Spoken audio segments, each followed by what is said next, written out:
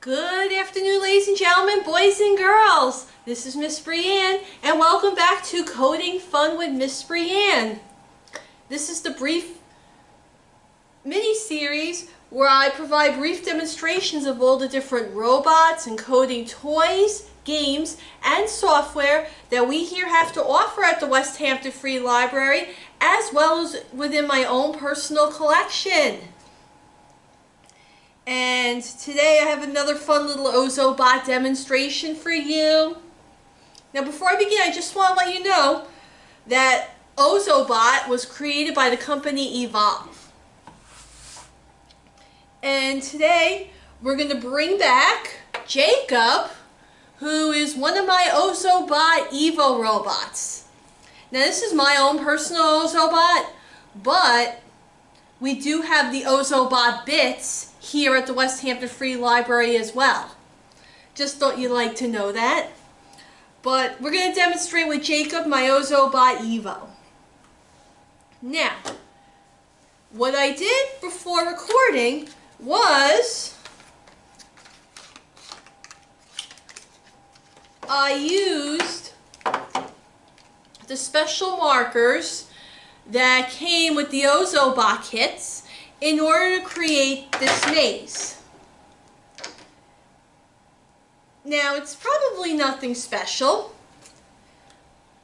and let's see so let me power on Jacob, and I'm going to calibrate him. So to calibrate, I just press and hold until the light flashes, and then place him on the black dot. And I'm going to place him on the maze, and let's see what happens.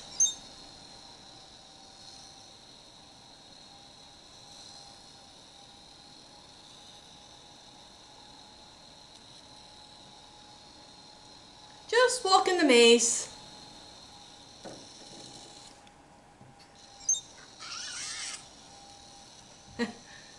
Yeah, he's mad because he wandered off. It happens.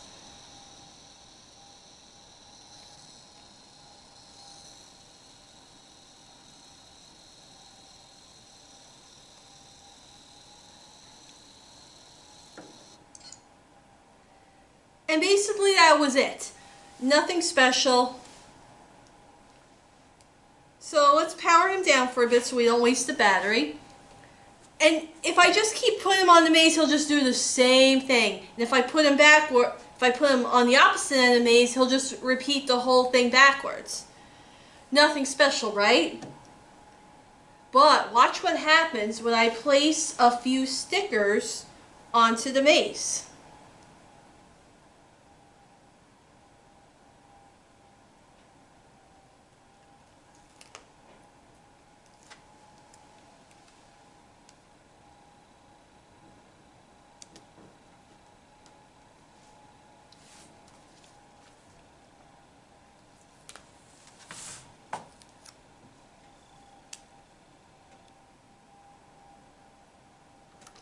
And these are special Ozobot stickers that you can use to put on your mazes, which is what I'm doing right now, as you can see.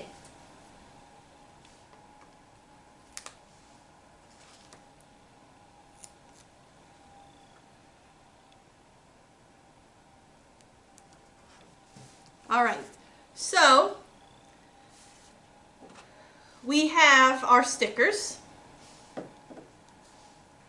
Actually, let me just throw one more on there, just for fun.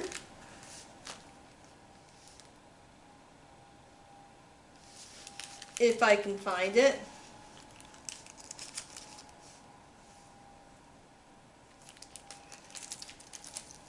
There we go.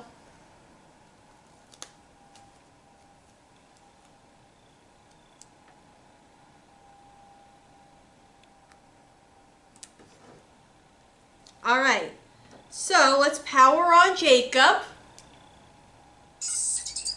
We're going to calibrate him again.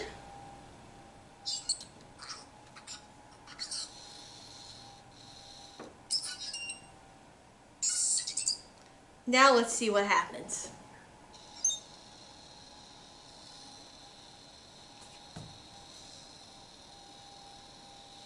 Here's the first sticker. Oh.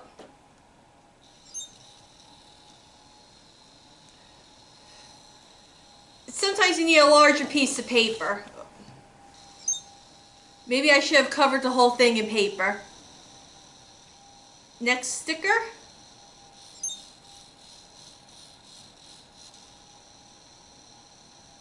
And he did another spin. Oh.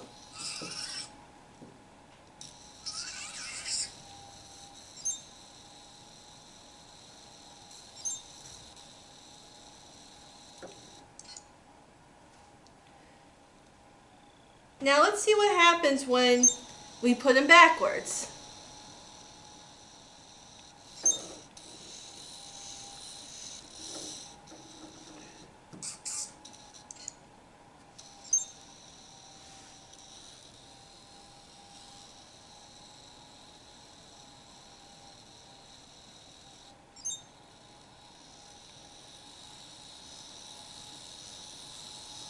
Cool, huh?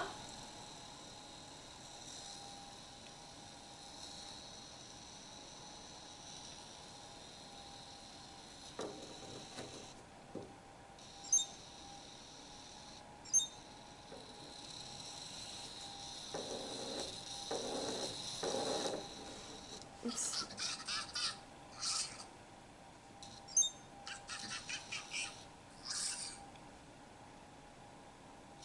There we go.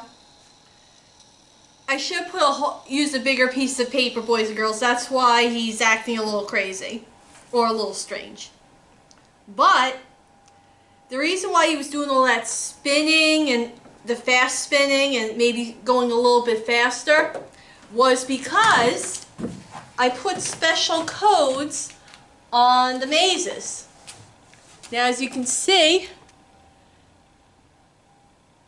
you could do 3 or 4 colors in short bursts. Hold on. And it programs Ozobot to do something. For example, I do red, green, red, green. That tells him to do a tornado move, which was that slow spin and then gets faster and faster. If I turn it around, where is it? Hold on.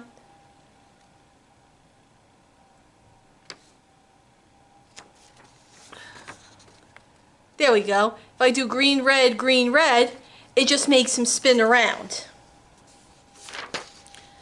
And then I have him walk backwards and then do a zigzag.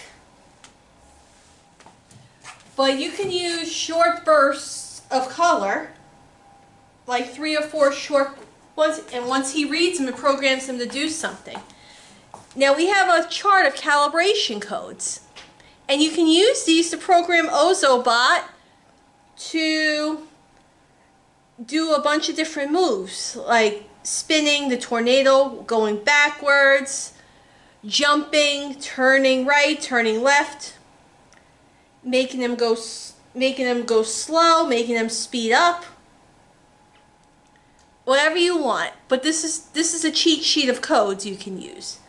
Now you can do what I did, put stickers over your pathways for him to read, which is probably the easiest. Another way to do it is you could put blank stickers on and then fill in the empty spots that way. Or when you're creating your pathway, you can take the markers and add the codes in yourself, which is a little bit trickier, which is the most difficult to do, but with practice, you can get the hang of it. And yes, there is 2 and 4-bit stickers as well.